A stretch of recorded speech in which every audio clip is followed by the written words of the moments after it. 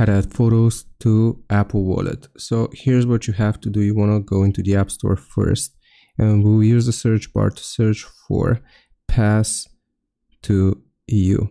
You will need this application. So here, Pass to You Wallet, you want to download this app right here, Pass to You Wallet, add store card, and you will then open it up.